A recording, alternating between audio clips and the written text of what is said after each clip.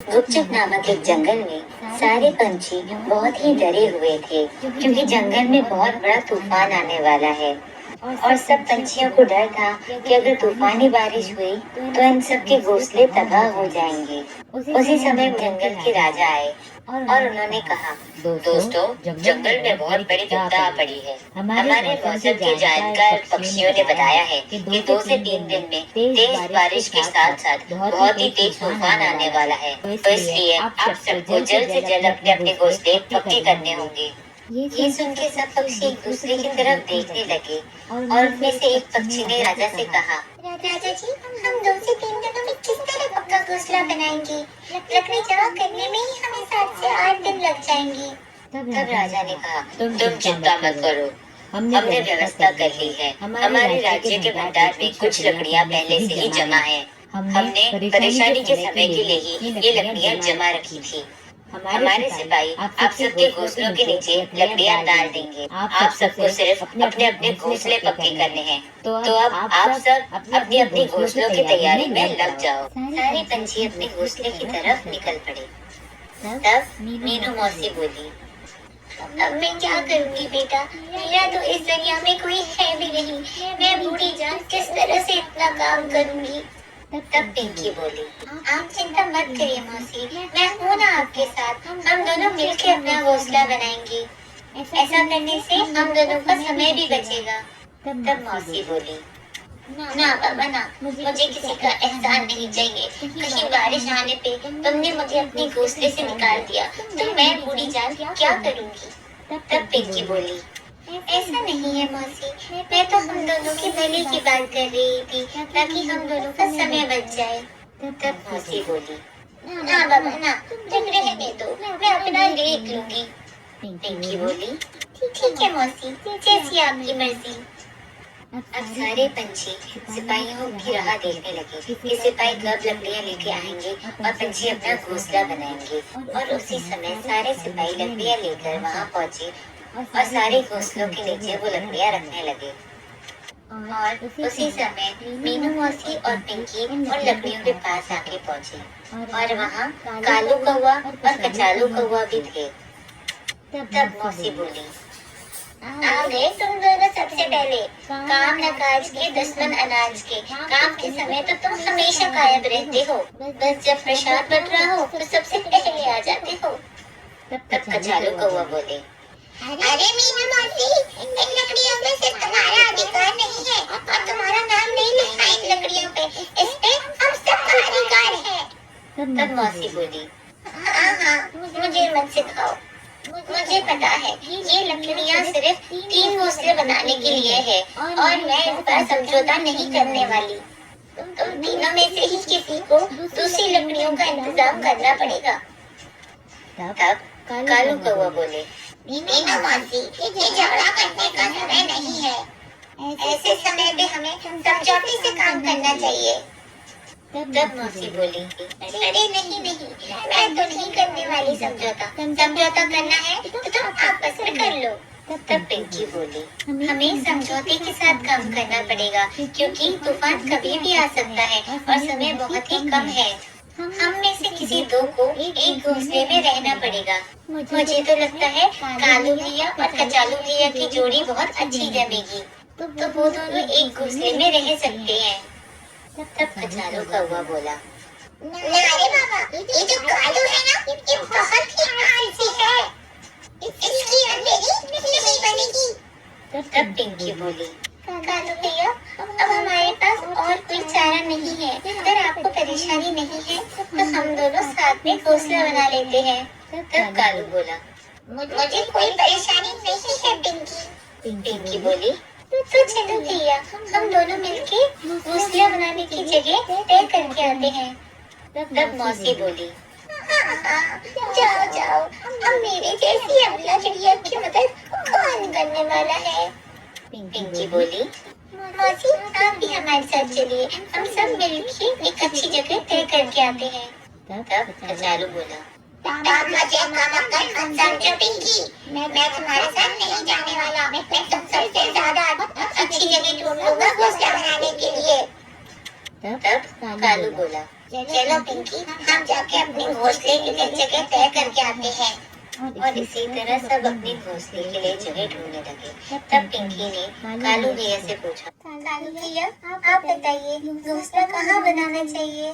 तब मौसी बोली, अरे उससे क्या पूछ रही हो, तुम दोनों से ज्यादा मुझे अनुभव है। घोंसला ऐसी जगह बनाना चाहिए जहाँ लकड़ी लाने में आसानी हो। तब कालू बोला, नहीं, हमें घोंसला ऐसी जगह बनाना होगा जहाँ बाढ़ का पानी नहीं आ पाए। पिंकी ने कहा, आपने सही कहा कालू भैया, हम ऊंची जगह पर ही घोंसला बनाएंगे। तब मौसी बोली, हाँ, तुम्हें तो वही ठीक लगेगा, तो तुम्हारे घोंसले का साथी जो है। मैं तो चली अपना घोंसला बनाने। और इस तरह सारे पक्षी अपना घोंसला बनाने में लग गए।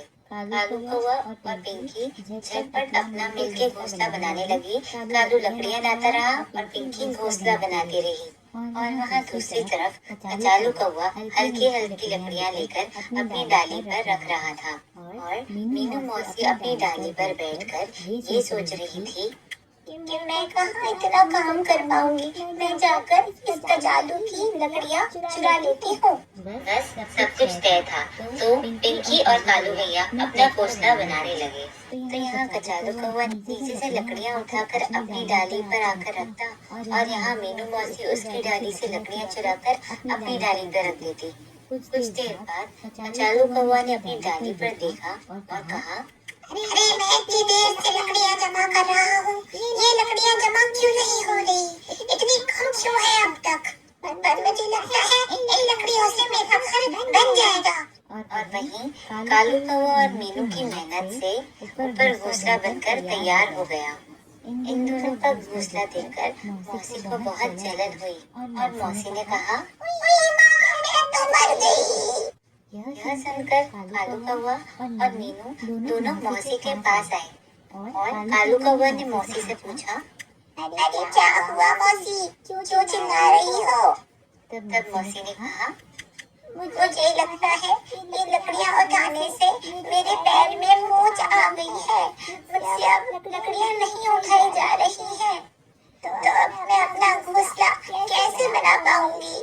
तब पिंकी बोली, आप रहने दीजिए मौसी, हम है ना, हम दोनों मिलकर आपका घोंसला झटपट बना देंगे। और ये कहकर कालू कौवा और पिंकी ने मौसी का घोंसला बनाना शुरू कर दिया और मौसी वहाँ डाल पर आराम कर रही थी।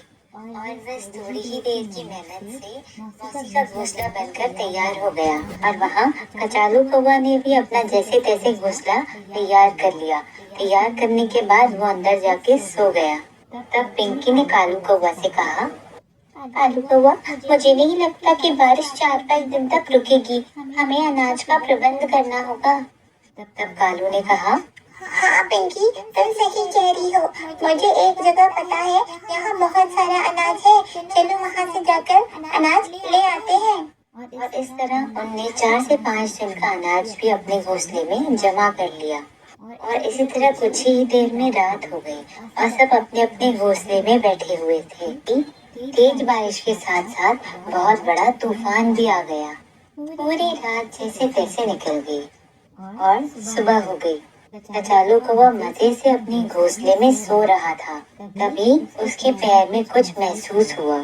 तब उसने कहा, अरे ये ठंडा ठंडा क्या लग रहा है सुबह सुबह मेरे पैरों में? नीचे नजर घुमाता है, तब देखता है कि बारिश का पानी पूरे घोंसले में फैल चुका है। तब कचालू अपने घोंसले के एक डाली से उठकर ऊंची डाली पे जाकर बैठ जाता है और कहता है, मुझे लगता है इससे ज्यादा पानी ऊपर नहीं आएगा। और बस कुछ ही समय में पानी ऊपर वाली डाली तक आ जाता है। ये देखकर कचालू कौवा अपने घोंसले से बाहर आ जाता है और उसी समय बाढ़ के पानी में उसका घोंसला बह जाता है। और कचालू कौवा जाकर मीनू मौसी के घर के बाहर बैठ जाता है और कहता है, मीनू मौसी, दरवाजा खोलो, मेरा घोंसला बाढ़ के पानी में बह गया है, दरवाजा खोलो मौसी, मैं यहाँ पानी में भीग रहा हूँ, दरवाजा खोलो। मीनू मौसी अंदर जाग रही थी।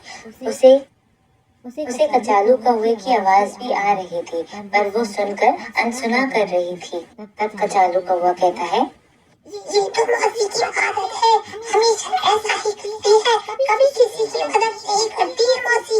और ये कहकर वो पिंकी और कालू कौवा के घोंसले के पास उड़ जाता है, कि घोंसले के पास आ जाता है और कहता है, अरे पिंकी, कालू, दरवाजा खोलो, मैं यहाँ बारिश में भीग रहा हूँ और इसी तरह मैं भीगते रहा मर जाऊंगा। अरे सुनो, खोलो दरवाजा। उसी समय पिंकी और कालू अपने घोंसले से बाहर आ जाते हैं और कचालू कौवा की मदद करते हैं और उसे अपने घोंसले में अंदर ले लेते हैं। कालू, कचालू और पिंकी तीनों खिड़की से बाढ़ का नजारा देख रहे थे। तभी मीनू मौसी की आवाज आती है, अरे पिंकी, कालू, कचालू, मैं डूब रही हूँ, मुझे बचाओ। तब पिंकी बोलती है, कालू भैया, मुझे लगता है मौसी बहुत ही मुश्किल में है, हमें उन्हें बचाना होगा। तब कचालू बोला, अरे क्या जरूरत है, मौसी तो किसी की मदद नहीं करती, हम क्यों उसकी मदद करें? तुम्हें करनी है तो तुम करो उसकी मदद, मैं तो नहीं करूँगा उनकी, मैं तो बिल्कुल नहीं करूँगा उस मौसी की मदद। तब कालू कहता है, ये बहुत गलत बात है कचालू, ऐसा नहीं करना चाहिए, हमें हर पक्षी की मदद करनी चाहिए, चाहे वो हमारा दुश्मन ही क्यों न हो। और ये कहकर कालू और पिंकी मौसी की मदद करने बाहर आ जाते हैं और कालू जाकर मौसी को बचा लाता है। और तब पिंकी कहती है, चलो मौसी, हम घोंसले के अंदर चलते हैं। और बस उसी ही समय वो घोंसला भी बाढ़ के पानी के साथ बह जाता है और कचालू भी घोंसले के साथ पानी में बह जाता है और चिल्लाने लगता है, अरे बचाओ, कोई मुझे बचाओ, मैं मर जाऊंगा, बचाओ पिंकी, बचाओ, मुझे बचाओ कालू। तब पिंकी कहती है, अरे कचालू भैया तो डूब रहे हैं, हमें उनकी मदद करनी चाहिए कालू भैया। तब कालू कहता है, कोई जरूरत नहीं है पिंकी, उसने भी तो मौसी की मदद नहीं की थी, उसके साथ ऐसा ही होना चाहिए। तब पिंकी कहती है, अरे कालू भैया, ये तो गलत बात है, अभी तो आपने कचालू भैया को समझाया था कि हमें अपने दुश्मन की भी मदद करनी चाहिए। और पिंकी की बात सुनकर कालू कचालू को बचाने चला जाता है और कचालू को बचाकर ले आता है। इस तरह से एक दूसरे की मदद करने से सारे पक्षियों की जान बच जाती है।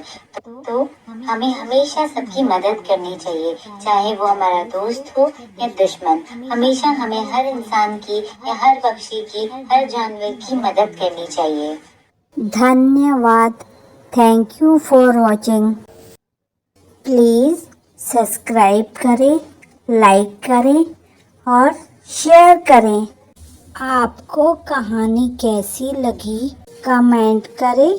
Thank you.